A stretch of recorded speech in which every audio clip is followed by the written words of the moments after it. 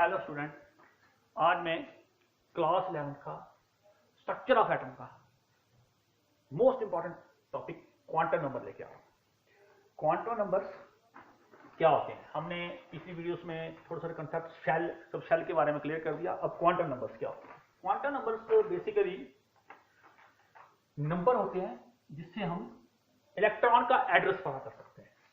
ठीक है, to know the address of electron. ठीक है, जैसे मैंने कहा था कि इलेक्ट्रॉन की अपनी दुनिया होती है, जैसे हमारी अपनी दुनिया होती है। जैसे मान लो कि मेरा एड्रेस किसी ने पता करना होगा, ठीक है, तो वो बटोत में आएगा। ठीक है, बटोत मैंने पिछले वीडियो में क्लियर कर दिया। बटोत में आएगा तो प्रॉपर एड्रेस के साथ ही उसको पता चला कि मैं कहां पे, किस गली में, किस बाजार में किस तरह से रहता हूं, वो पता करना है। ठीक है, ऐसे ही इलेक्ट्रॉन का एक प्रॉपर एड्रेस होता है। ठीक है, तो सबसे पहले एड्रेस पता करने के लिए हमें चाहिए उसका शेल। मैंने आपको बताया था शेल यानी ऑर्बिट। इलेक्ट्रॉन किस ऑर्बिट में रहता है। ठीक है, फिर उसका सबशेल कौन से सबशेल में है। ठीक है, जानते हैं आप S P D F G H continue, कौन से शेल में, कौन से सबशेल में, और फिर कौन से वाले ऑर्बिटल में है, वो कौन से वाले ऑर्बिटल में है। एस के कौन से वाले ऑर्बिटल में है, पी के कौन से वाले ऑर्बिटल में है, डी के कौन से वाले ऑर्बिटल में है, एफ के कौन से वाले ऑर्बिटल में है। मैंने आपको क्लियर करके देखा है, पी के 3 ऑर्बिटल है, 3 में से किस में है। डी के कौन से ऑर्बिटल में है, 5 ऑर्बिटल होते हैं, कौन पांचों वाले में से किस में से है। एफ के 7 होते हैं, तो ऐसे से बढ़ते जाएंगे कौन से ऑर्बिटल में। और लास्ट में है कि वो किस तरह की स्पिन कर रहा है, कैसे चल रहा है। ठीक है, स्पिन किस तरह से वो चल रहा है। ठीक है, वो किस तरह से स्पिन कर रहा है, क्लॉकवाइज या anti clockwise according to Hund's rule. ठीक है, तो इसी चीज का पता करने, शेल का पता करने के लिए, सबशेल का पता करने के लिए और ऑर्बिटल का पता करने के लिए हमें ये क्वांटम नंबर्स दिए गए हैं। ठीक है, एड्रेस पता करने के लिए देखिए मैं इसको ऐसे रखूंगा। देखिए शेल का पता करने के लिए हमें चाहिए principal quantum number, principal quantum number. ठीक है, जिसको हम डिनोट कर देते हैं एन के साथ, स्मॉल एन के साथ इसको डिनोट कर देते हैं, जो शेल का पता करता है, जो शेल का पता करता है कि इलेक्ट्रॉन कौन से वाले शेल में है। ठीक है, फिर आ गया एजीम्यूथल, एजीम्यूथल क्वांटम नंबर। ठीक है, एजीम्यूथल क्वांटम नंबर्स को हम एल के साथ डिनोट कर देते हैं। ठीक है, वो सबशेल का पता करता है, वो सबशेल का पता करता है, शेल और फिर उसका कौन सा वाला सबशेल। ठीक है, फिर आता है magnetic quantum number, magnetic quantum number, जिसको हम एम के साथ डिनोट कर देते हैं। वो ऑर्बिटल का पता करता है, वो ऑर्बिटल का पता करता है कौन से शेल के कौन से वाले ऑर्बिटल में वो है इलेक्ट्रॉन। उसके बाद लास्ट में आता है spin quantum number, spin quantum number. ठीक है, जिसको हम एफ के साथ नोट करते हैं और वो बताता है उसकी स्पिन किस तरह की है, क्लॉकवाइज या एंटी क्लॉकवाइज, जो हुन्स ने बोला था। ठीक है, बस इतना सा कंसेप्ट है जो इसके लिए एड्रेस लिखने के लिए हमें ये पर्टिकुलर चीजें चाहिए। ठीक है, तो मैं एक एग्जांपल लूंगा। यहां पे मान लेते हैं, जैसे हमने लिया यहां पे 5D ले लेते हैं। ठीक है, 5D ले ले, 5S ले लें। ठीक है, अब मान लेते हैं कि इलेक्ट्रॉन जो है 5D में। ठीक है, 5D का मतलब D के ऑर्बिटल में। ठीक है, ऐसे कर लेते हैं हम, 5th शेल। ठीक है, 5th शेल के कितने सबशेल होते हैं, आपके पास आ गया S, 5S, फिर 5P, फिर 5D, फिर 5F, 1 2 3 4 और 5G। फिर मान लेते हैं P में ले लेते हैं हम इसके ये शेल, ये इसके सबशेल और ये इसके P के ऑर्बिटल 1 2। ठीक है, ये आगे 1 2 और 3, यहां पे इलेक्ट्रॉन्स हैं, हम यहां कर लेते हैं, यहां पे इलेक्ट्रॉन है। ठीक है, ये इलेक्ट्रॉन आ गया और किस तरह की स्पिन करता है ये। ठीक है, तो पहले हमें पता करना है इलेक्ट्रॉन का शेल नंबर क्या है। इलेक्ट्रॉन, ये इलेक्ट्रॉन ढूंढना है, ये वाला इलेक्ट्रॉन, इसका पता करना है कि सबसे नंबर ये कौन से वाले शेल में था, कौन से वाले शेल में था, 5th शेल में। ठीक है, क्या फिफ्थ शेल में ये पता चल जाता है कि कहां पे है? नहीं, उसका कौन सा वाला सब शेल है, क्या वो एस वाले में है, पी वाले में, डी वाले में, एफ वाले में, जी वाले में? क्योंकि पांच के कितने सब शेल बनेंगे? 5, 1 2 3 4 5, 1 2 3 4 5। हमने बोला पी वाले सब शेल में, ठीक है। पी वाले सब शेल से क्या पता चल जाता है कि इलेक्ट्रॉन की पोजीशन पता चल गई? नहीं चली। हमने पता करना है कौन से वाले ऑर्बिटल में है, ठीक है, ये ऑर्बिटल में, ये क्या ऑर्बिटल से उसकी स्पिन पता चल गई? नहीं, फिर हमने स्पिन ये याद, ठीक है। इसको ही मैं लिखूंगा यहाँ पे हमारे पास एन क्या ढूंढा हमने, एन क्या आया? 5 आया, ठीक है, शेल नंबर 5, ठीक है। फिर एल क्या आया हमारे पास? एल क्या आया हमारा? 5p, पी के लिए आया। पी के लिए हम क्या करते हैं, 0 आता है एस के लिए, ठीक है, 1 आता है पी के लिए, ठीक है। तो यहां पे लिख दिया हमने 1। फिर एम यहां पे आएगा, ये आ गया आपका एन, ठीक है, ये आपका आ गया, ये आपका आ गया एल, ठीक है। अब ऑर्बिटल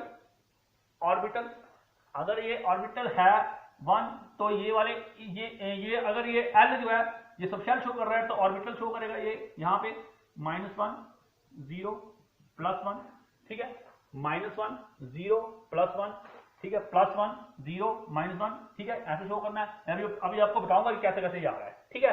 तो ये किस वाले में है? 0 वाले में शो कर देते हैं उसको, भाई 0 वाले में, -1 में आ सकता है, +1 में आ सकता है। और स्पिन उठानी है इसकी किस तरह की, क्लॉकवाइज, तो ऐसा आ गया +1/2, ठीक है।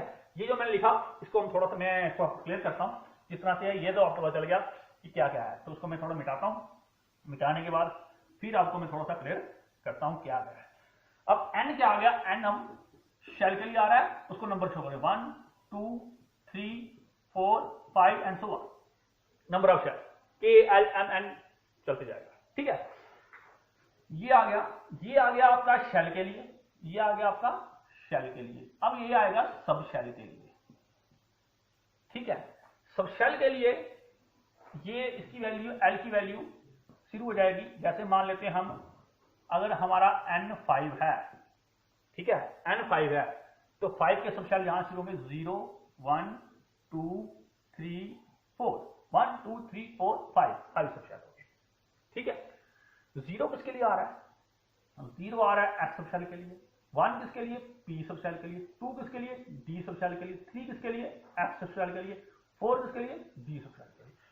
यहां और भी देख सकते हैं, अगर N की वैल्यू 6 है तो L जो होगा आपका क्या होगा? 0 1 2 3 4 5, इससे एक कम। तो अगर N की वैल्यू 2 है तो 0 आएगा, तो L कितना आएगा? 0 और 1, 2 सब शेल, ठीक है। इसके 2 ही सब शेल होते हैं, 2s और 2p, ठीक है। ये आपको बात समझ आई होगी, N और L, ठीक है। अब मैं आगे जाऊंगा, M पे। N अगर हमने लिया था 5, L हमारा आया था 0 1 2 3 4, ठीक है। अब L, M की वैल्यू डिपेंड करती है इसके -L से लेकर +L तक, -L से लेकर +L तक, ये इसका फॉर्मूला है, -L से लेकर +L तक या +L से लेकर -L तक। आगे भी हम इसको लिख सकते हैं। मान लेते हैं L हमारा क्या है? 2L, तो M क्या आएगा हमारा?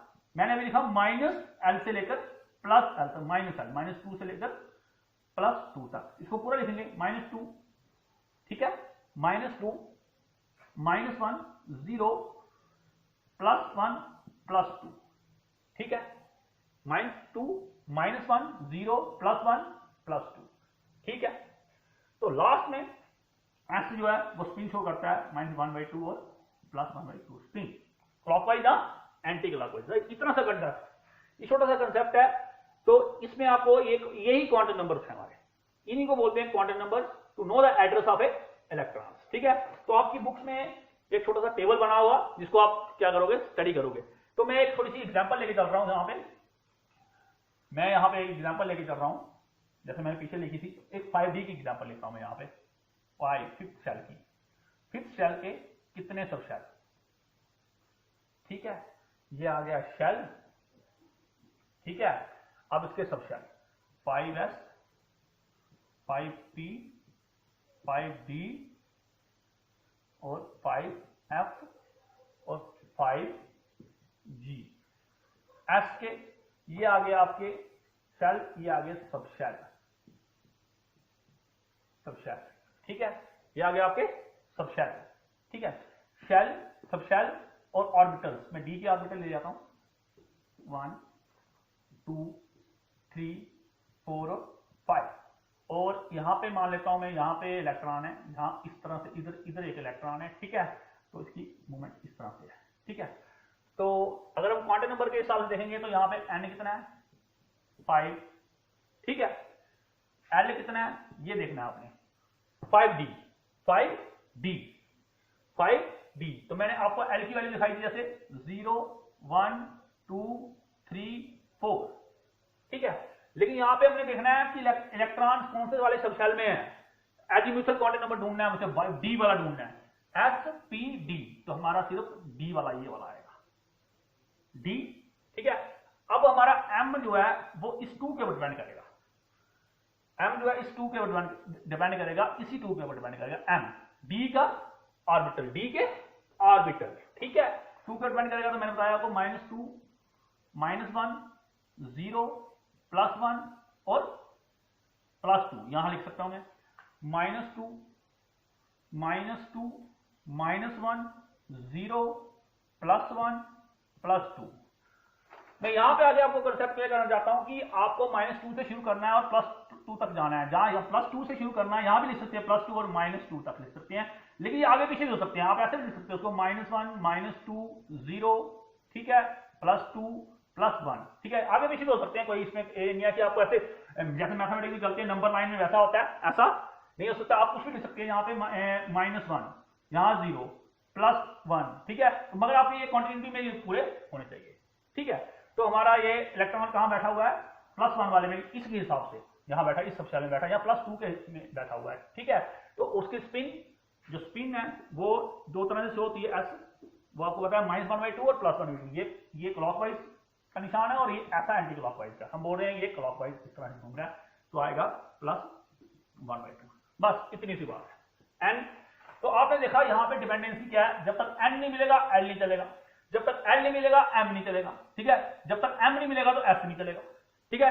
ये सारे टोटली एक दूसरे के ऊपर क्या है डिपेंड है, सब ये तीनों को तीनों एन के ऊपर डिपेंड है, एल लाने के लिए एन की वैल्यू चाहिए, तो एम लाने के लिए एल की वैल्यू चाहिए, ठीक है, ये एक दूसरे के ऊपर डिपेंड है, इनको बोलते हैं हम क्वांटम नंबर्स, ठीक है। तो जैसे बोलेंगे कि अगर एन आपको 5 दिया है तो एल आपको दे दिया गया 2, तो बताओ भाई ये क्या बना, N5 5th, ठीक है, तो L2, अब N5 अगर आया तो आपको पता है 0 1 2 3 4 1 2 3 SPD, तो ये बन गया 5D, ये बन गया आपका 5D। अब और देखें ध्यान से, मान लेते हैं अगर आपको N6 दिया है, तो अगर बोलते हैं L7 है, क्या ये ठीक है, रॉन्ग, ये गलत है। आपको पता है अगर N6 हुआ तो L क्या होगा, 0 1 2 3 4 5 1 2 3 4 5 6 है, 7 तो कभी आ नहीं सकता, ठीक है, इससे ऊपर जा नहीं सकता, ये रॉन्ग हो गया, ठीक है, ऐसा कोई ठीक है ऑर्बिटल शो ही नहीं होगा, ऐसा कोई शेल शो ही नहीं होगा, ठीक है। देखिए अगर आपको बोलते हैं कि 2D शो होता है, 2D according to quantum number 2D आप होता है, तो आप देखेंगे n अगर 2 हुआ तो ये L शो कर रहा है ना, ये L शो कर रहा है ना, तो L क्या होता है 0 और 1, ठीक है, 0 और 1 होता है, यानी S और P ही होता है, D तो आएगा ही, D तो आएगा ही नहीं, ठीक है, समझ आइए आपको। अगर आपको बोलेंगे कि भाई 3F होता है तो आपको चेक करना है n कितना है, 3 होता है, L क्या होना चाहिए इसके साथ 0 1 2 S P और D, क्या F आएगा उसमें, नहीं आएगा, रॉन्ग, ठीक है। अगर आपको बोलते हैं 4D, ठीक है, चेक करें, n equal to 4 L equal to 0 1 2 3, ठीक है, आएगा, ये नहीं आएगा, S P D और F, देखिए D आया यहां पे, आया डी यहाँ पे, तो मतलब ये ठीक है 4D होता है, फोर्थ के कितने सबशेल 1 2 3 4, ठीक है। ये कंसेप्ट समझाया आपको, ठीक है। ये कैसे किस तरह से चलते जा रहा है, ठीक है। अगर आपको बोलेंगे n इक्वल टू 5 है, तो l इक्वल टू आपके पास दे दिया गया है 2, तो m निकालो, m निकालो भाई कितना होगा। अगर n 5 है, l 2 है, l 2 तो हो सकता है ना, क्योंकि 5 है तो 0 1 2 3 4, ठीक है 4 तक जाना है, l 2 होगा ये, ठीक है। अब m निकालो कितना हो सकता है, तो मैंने आपको m निकालने के लिए दिखाया, आपको माइनस l से लेकर प्लस l तक जाना है, तो m क्या आएगा -2 -1 0 +1 +2, ठीक है। ये निकल गए इसके ऑर्बिटल, इनको बोलते हैं ऑर्बिटल। तो ये कौन सा वाला, मतलब कौन सा वाला इलेक्ट्रॉनिक कम्युनिकेशन कौन सा वाला बन गया, ये बन गया 5th, ठीक है। और 2 पे आ रहा है SPD, SPD 5D में ये वाले ऑर्बिटल, 5 ऑर्बिटल, डी के 5 ऑर्बिटल होते हैं, 1 2 3 4 5, 1 2 3 4 5। तो ये है क्वांटम नंबर्स, इसको आपने लर्न करना है, अपनी बुक्स को इसको अच्छी तरह रीड करेंगे, ठीक है। इसको हम थोड़ा कंटिन्यू रखेंगे आगे भी, ठीक है।